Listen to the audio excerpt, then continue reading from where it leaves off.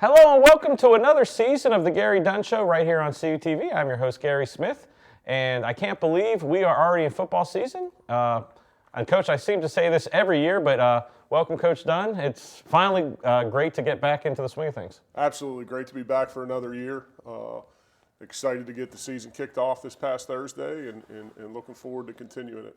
And this is where Coach is ready to get into breaking down the previous game. But we're going to hold off on the Fairmont State game a little bit because we always got to talk about, it's been 9 months since your team played. And one of the things with college football and college in general is, players move on and you got to replace them. And how important is the camp process to bringing those new players in and getting them integrated in what you and your staff want to do?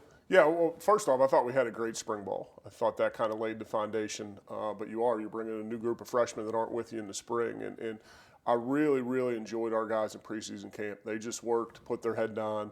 I thought our schedule was conducive to that. But really just an enjoyable camp of guys working, keeping the main thing. And, so I thought preseason camp, and we've had some young guys step up, and I'm sure we'll talk about it. But I thought preseason camp probably couldn't have went any better than it did. So in preparation for a season, kind of worked out. We got an older group. We got an experienced group, so I was able to give them some time off at times and grind them when we needed to grind. And the kids didn't blink. They worked their butt off all preseason. So and I think that kind of showed Thursday night. And I tell you what, it was fun walking around campus because, a lot of times in August, you get to that last week before the regular season and, some of the players have the 1,000-yard stares, but it seemed like every time I saw them, they were engaged, they were awake, they were moving, and with a pep in their step to either go to lift or meetings or practice. Yeah, I tell you, I was glad we played on Thursday night. I don't know that I could have got them practice another couple days before a game. It's a long camp. You're here for basically 4 weeks before you play an outside opponent, and it does get monotonous. And I thought our guys fought through that. We talked to our guys about every day when we cross the gate to practice, it's a new day, and we've got to get better. And I thought we did that. There wasn't one practice in camp where I said, I think we took a step back today. I thought we kept growing and kept growing and kept growing. And, they've been great. This group likes to work. They want to be challenged. They want to be coached, and they're a joy to be around right now. At the end of camp, always, it's that treat to get that first game under the belt. And second year in a row playing Fairmont State, second year in a row playing on a Thursday night. We were home this year. And a different feel this year. Last year it felt like coming out of the pandemic, I don't think anybody was confident that game was going to kick off until the ball was in the air. But this year, I tell you what, it was a great home crowd, great weather, and your team did not disappoint. Yeah, you talk about the difference between 2 years. We go down there last year and we got masks on the bus, and the Fairmont State University, their role last year was we had to have masks on the sidelines, and then totally different this year. But our guys were ready to play. They were eager to play somebody else, and I think that the beginning of the game kind of set the tempo for us, and had some success early. Defensively, went out and had a 3-and-out. Offense gets the ball, get on, and we score. So it's kind of we were able to get our feet wet a little bit really early in the game, which I think helped. And the offensive side of the ball this year, at least in the first game, the word to describe balance. Through the air, on the ground, by land, sea, air. Your offense did the job controlling the ball. 99-yard drive in the middle of the game, which I know as a coaching staff you've got to love. Absolutely. Hats off to our offensive staff and really our offensive line. We haven't had a lot of success running the ball in recent years. And we've got a new offensive line coach that's brought in some new philosophies, and he's working those guys. He's grinding them. And I think they got to see that it paid off. The work that they're putting in paid off on Saturday. Now we've got a lot of work to do. We're not there yet. We've got a lot of work to do. But being able to run the ball like we did and having that 99-yard drive and capping it off with a touchdown run by Eric McCann was, I think, justified to those guys. The work that they're putting in, and that's what we preach to our guys at every position. It's about the work. We talk to our guys. It's about the preparation. We've got to strain. Monday through Thursday to get the results that we want on Saturday. So it's I thought that was a big point of the game is being able to have balance and run the ball. Well, on that 99-yard drive, it was at the end of the third quarter, into the fourth quarter. I believe it lasted for almost 6.5, almost 7 minutes of game time. So that's your team putting the stamp and saying this game is over. I looked over at the girl running graphic and said it's either going to be school record 90-yard touchdown run, pass, and then halfway through the drive, like, what about a 99-yard drive for 6.5 minutes? And you could just see as that drive was going on, the Fairmont State sideline was just getting more and more deflated. Yeah, absolutely. And, hats off to the whole offense, really. I think we only threw the ball twice on that drive. Eric McCann did a nice job. I think we subbed in Malik McGriff because Eric was getting a little tired there.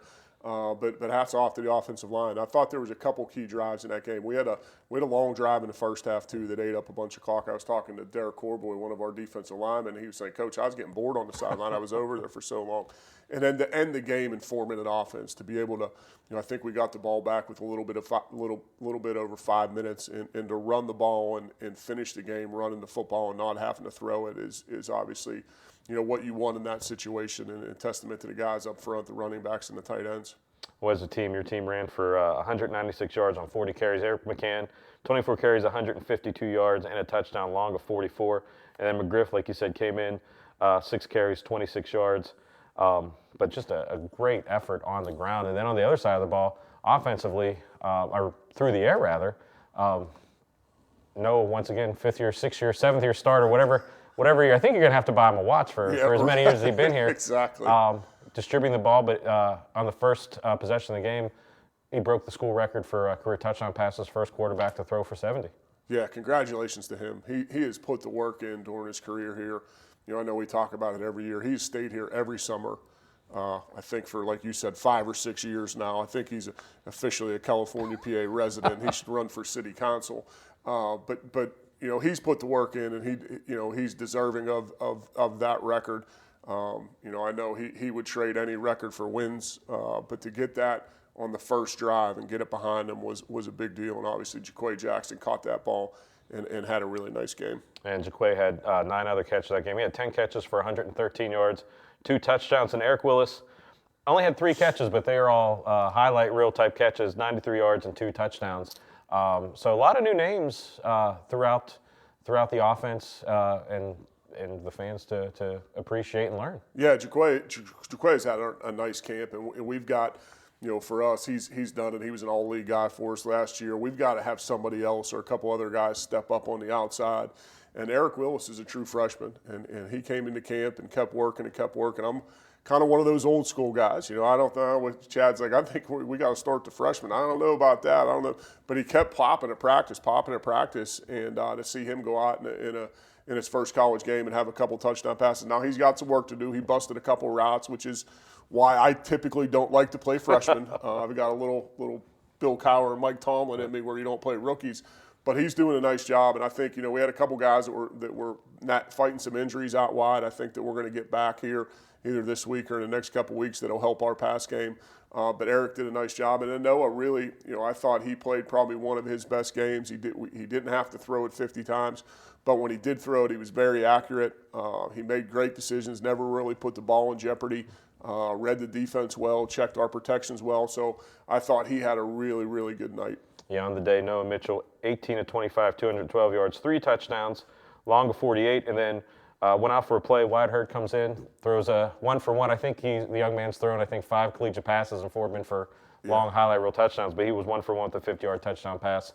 And that kind of pretty much put the game in the rearview mirror, along with the 99-yard drive. Yeah, Coach Salisbury, I think it was 2nd and 13. I think we were just coming off of a penalty or a holding call. Maybe it was 2nd and 16.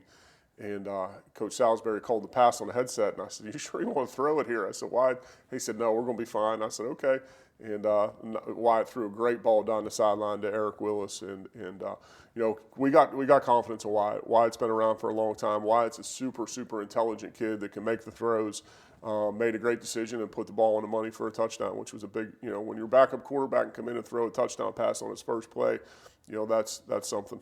And there's always 2 sides to every game, the offense and the defense. And your defense seemed like was taking permanent residence in the backfield. I'm looking on the stats here. 1, 2, 3, 4, 5, 6 players had tackles for losses. 1, 2, 3, 4 players had sacks. Bunch of guys had almost 10 tackles. You had Noah Dilla with 8 tackles. Matt Tobey, it seemed like he was in the backfield all night, 7 tackles. So that defense of yours really was getting after it on Thursday. Yeah, I thought we played well up front to kind of free Tobey and Dillo up. Tobey is just a guy that you talk about who we want in our program. It's Matt Tobey. Matt Tobey runs down on kickoff. He's the first. He's not the fastest guy on our kickoff team. He's the first one down every time. He just plays with such great passion, and he practices that way every day. He's if you ask me for an example on our team, who I want our guys to be, it's Matt Tobey. Noah Dillo's super intelligent player, super physical. So I think those two kind of set the tone for us. But the guys up front did a great job of keeping people off them. And there were a couple drives, you mentioned that front 6 or 7 players that, Fairmont State would have a 2nd and 4, 2nd and 5, and then all of a sudden, they're looking at 3rd and 12, 3rd and 13. That totally changes the complexion of the game. Absolutely. The guys up front kind of controlled the line.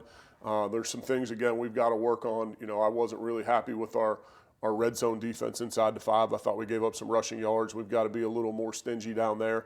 But overall, I thought defense played well and really played with excitement and emotion and passion, and that's kind of what we're known for. Well, that is about all we can talk about for the Fairmont State game. Let's look at the highlights from this past Thursday night's action versus the Fighting Falcons.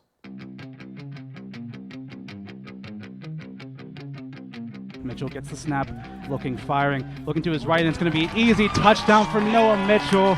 All-time school record, 70th of his career.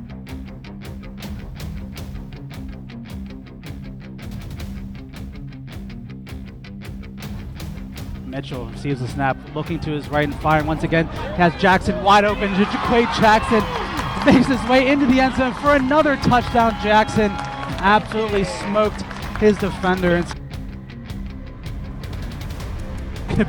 Matt Tobey in the background with another sack. Mitchell receives the snap, looking and firing deep to his right, and the catch is going to be made for the touchdown. Is able to find Eric Willis III deep down the right-hand side. It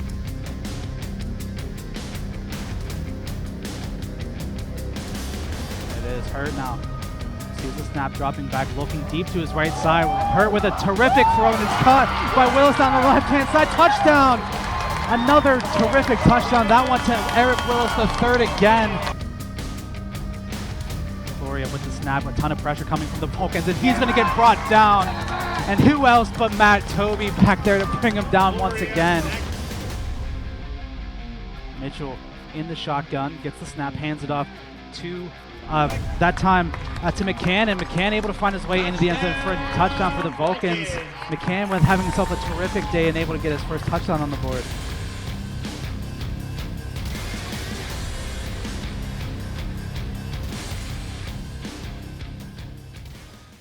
And welcome back to the Gary Dunn Show. Once again, I'm Gary Smith, along with Coach Dunn, and we just got done talking about Fairmont State and looking at the highlights. And Coach, the one thing about the football season is you can't rest, you can't wait, because there's another team like this week, 10 days, but usually a week away. But start the PSAC crossover portion of the season with the trip to Kutztown.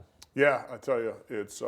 I really enjoy playing those Thursday nights because you are able to give your guys a little bit of a break. So we were able to we met on Friday. We were able to give our guys Saturday off, able to give our guys Sunday off, and came back for a Labor Day practice and had a really good workout. So that's kind of the last break you get is players and coaches. From here on out, coaches are working 7 days a week, and players, unfortunately, the NCAA makes us give them 1 day a week off. I'd like to practice 7 days, but so it's kind of into the grind now. But going out to Kutztown, defending PSAC champions, went to the quarterfinals, I believe, of the national playoffs last year. I've got a lot of respect for how they do it. Their kids kind of mirror each other, is what I told the team. They're going to play extremely hard. They're going to be extremely disciplined. They're going to be extremely sound. I looked at their depth chart yesterday. Their defense, I think they probably qualify for a senior citizens discount. They got all graduates, fifth-year seniors, and seniors on their defense. It's going to be a tough test out there for sure. And you kind of took the words out of my mouth, because I was going to say the last couple of times we played Kutztown, it seems like, looking in a mirror, because they do a lot of the same things that you and your team do, and it's always a war. Yeah, absolutely. Very similar. They're going to bring a lot of pressure on defense. They base out of a 4 down front, but they will play some 3 down front, same as us. They're going to bring a lot of zone pressures. They'll probably go a little bit more man coverage than we do, a little more zero coverage down in the red zone. But they're going to put stress on an offense. They're going to get after your quarterback. They're very, very good up front. They've got, their 2 inside linebackers are kind of like our 2, been around for a long time, played a lot of football, made a lot of tackles, extremely strong up front, and then they got experience everywhere across the board. So very similar defenses and an offense, you flip it, they're a balanced offense. They were probably one of the premier running teams in the league last year, and they're going to continue to do that. But as soon as you load up to stop the run, they've got big play guys outside. So it's going to be a tough test, but that's why you come to California playing big games. And it's as a coaching staff, would you rather have a home game then go on the road, or would you rather have it flipped? Would you rather be on the road and then home? Because it seems like the PSAC, the way they schedule it, you're going to have two of whatever that second and third week. Either way, I kind of sometimes like that first game after you're in preseason camp being on the road, because you kind of get away from campus and get your guys off campus. They've been here for 4 weeks, but I'm never going to complain about playing in Adamson Stadium in front of the crowd you mentioned earlier. Great crowd, a lot of alumni, a lot of students. The marching band was awesome. So never going to complain about playing in Adamson Stadium. Now this team has got to see how we can adjust to adversity. And playing on the road, there's always something that comes up on the road. And we've talked to our guys about that. We'll continue to preach it, but we're going to a place. I told our team the other day, I don't think Kutztown's lost a home game since 2018. So tough place to play. Yeah, it's one of the toughest places to play in the PSAC, east, west, north, south, wherever you want. And Coach, you just mentioned a little bit about the crowd, and I always like to ask the first, show of the year, since it's relevant. You played here. What's it always like going out for the first game, leading a new squad out onto the field for the first time of the season? For me, it's awesome. This is home for me. This is year 7, which seems like we did our first show a couple weeks ago. It's awesome to get the support that we get in the community and from our alumni are phenomenal. I can't imagine there's a better alumni group in the PSAC than we have here in California.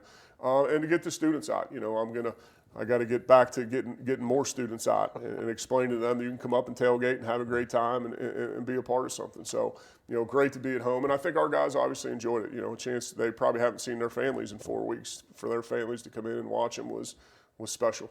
Well, I tell you what, where we set up in the press box, I can look out on the parking lot, and every once in a while I look, and just it was a carnival-like atmosphere. People were having fun tailgating, and then at the end of the game, we go out and people were still there late into the night, and that's just a great atmosphere, and it's something that if you're in the California area, come on out to Adamson Stadium. Absolutely. Had a food truck up there, a free food truck. We had some alumni talk to me. One of my former teammates, Mike Mammarella, was very impressed with the food truck this week. But just a great atmosphere for college football. And, I think our crowd, maybe a little bit of the backyard brawl, but what a great crowd we had. Yeah, we were calling it internally the baby backyard brawl, since it's Fairmont and Cal have about the same amount of distance between Pitt and WVU. But just a great atmosphere on Thursday night, and a lot of good games this past weekend. This is pretty much the only time you're going to see a lot of cross-pollination with conference and stuff, just the way the schedules are. We'll take a second just to run through the scores from this past weekend. Shepherd at Southern Connecticut State 48-7. West Liberty at Clarion 21-14. East Stroudsburg at Pace. Pace wins 31-16, but still one of the greatest nicknames as the Pace setters. Gannon beating Charleston 47-13 at Gannon. St. Anselm holding serve against Millersville 28-10. Seton Hill and Wheeling were tied 2-2 for a long time. 25-11 was the final, with Wheeling getting the win. Westchester squeaking out a win against Bentley 17-16. Edinburgh winning 10-7 over Franklin Pierce at Franklin Pierce. Stonehill College coming back. They were down late against Bloomsburg, but they pull out the victory 33-30. Slippery Rock beat Wayne State 42-10. Mercyhurst traveled on the road to Alderson Broaddus, won 45-28, and Kutztown lost 3-0 to Assumption in a game that I believe Assumption kicked a field goal in the first quarter, and then it was just a defensive struggle back and forth. And that's a long road trip for anybody. Anytime, you're well familiar with the trip up northeast. That's a tough ride. Yeah, I think Kutztown shaves 4 hours off that trip we took up there. It was a great college football game to watch. There wasn't a whole lot of offense, but 2 really, really good defenses. Assumption won a lot of cover zero and blitzed, and that first game's always tricky because you never know. Is their defense? Are they going to run the same defense they had before? Are they going to do something different? I would say Assumption's probably changed up a little bit and may have. That may have been part of the issue, but you never know at the first game. That's why I love going against our defense all preseason camp, because they kind of prepare us for everything. We'll get into, a 4 down front. We'll get a 3 down front. We'll get, nickel coverage. We'll get cover 2. We'll get cover 0. We get just about everything. So we feel like we're prepared going into that first game. But boy, both those defenses played extremely well. And Kutztown had some opportunities offensively. I think they missed a couple field goals. They were down in the red zone. I think one drive had a penalty, one drive had a turnover. So they had some opportunities to put points on the board. And I'm sure they're going to get a lot of those mistakes fixed that they had last week because their coaching staff does it. I got a ton of respect for what Coach Clemens does out there and their staff. They're one of the best in the league. I tell you what, I had to check. I thought maybe I hit my head because I was going between that game, which was 3-0, and then the Iowa South Dakota State game, which was 5-3 for the longest time. So it was almost like a throwback. I'm I thought you were watching baseball. Yeah, I was like, is this a time machine? But that just goes to show you just how great a sport college football is, because you can have one game could be 48-45, one game could be 3-0, and they're both thrilling games. Absolutely. And that brings us up to this weekend. Let's take a look at the schedule for this first week of PSAC crossover play. As we mentioned, Cal U will be at Kutztown. All these games will be on the eastern side of the state. Gannon will travel to Millersville. Slippery Rock will travel to Westchester. Edinboro will travel to Shepherd. Seton Hill will travel to Shippensburg. Clarion will travel to Bloomsburg. Westchester will actually travel to Gannon, so that game will actually be on this side of the state, so I kind of lied there. I didn't read my notes. Bloomsburg at Edinboro. Kutztown, actually, I'm looking ahead. All right, first show of the year. Well, here's the thing. Our printers now are very different. So printing off what I actually want to print off is a 12-step process anymore. So there's a lot of paperwork. So, but that's enough of that, Coach. Of the games I mentioned that are actually taking place this weekend, as a fan, which is, other than the Cal-Kutztown game, which is the other game you would recommend? Yeah, that Westchester Slippery Rock. Westchester's an extremely tough place to play. Obviously, Slippery Rock played phenomenal football this weekend with a big out-of-conference win. But Westchester's a tough place to play. So that's probably the one that jumps out at me. Edinboro and Shepherd's another one. I think Edinboro going down there, they're kind of on the rise. Their coaching staff's doing a great job. So those two games would be the ones that I would focus on other than the Cal-Kutztown game. And definitely focus on Cal-Kutztown. You can watch that game live on CUTV Sports 1 on YouTube and also on the PSAC network. And as well, you can watch any game you want on the PSAC network from across the conference. So get a couple monitors. Actually, the best thing to do is to get in a car, drive out on the turnpike, turn left at Harrisburg, and end up at Andre Reed Stadium at noon. Sit on the visiting stand and cheer on Coach and his squad, because it looks like a good weather day, and it's always a fun trip out to Kutztown. Yeah, looking forward to it. Had a couple of my former teammates reach out to me and let me know that they're going to be at the game, so it was always good to head out to the other side of the state. A lot of people got families and kids and things going on. They can't always make it home, but it seems like we travel really well. So a couple of my former teammates will be there, and looking forward to seeing those guys and Vulcan Nation out in Kutztown. I was going to say, it seems like every time we play out there's a large alumni base. You always have a lot of your former players and everybody on the sidelines and just around, yeah. So that's great to see. You might be able to run for congressman out there as well, too. Both, maybe governor, I don't know. I got a couple of years left to coach, and then we'll figure it out. Dr. Hine here in political science probably teach me a couple of things. He was one of my former professors here and reached out to me by email this week, so it was good to hear from him. And so maybe when I get my political career rolling, he can be my campaign manager. Well, you heard it here first. Coach Dunn for governor. We'll say 20, 36, 20, 40, something like that. You'll be 29 by then. So. Yeah, right. Well, that's about all the time we have for this week, Coach. We'll see you on the road to Kutztown. And once again, if you can't make the trip out, CUTV will have you covered. Watch it on CUTV Sports 1 or the PSAC network under the California tab. So for Coach Dunn, I'm Gary Smith. We'll see you next week on The Gary Dunn Show.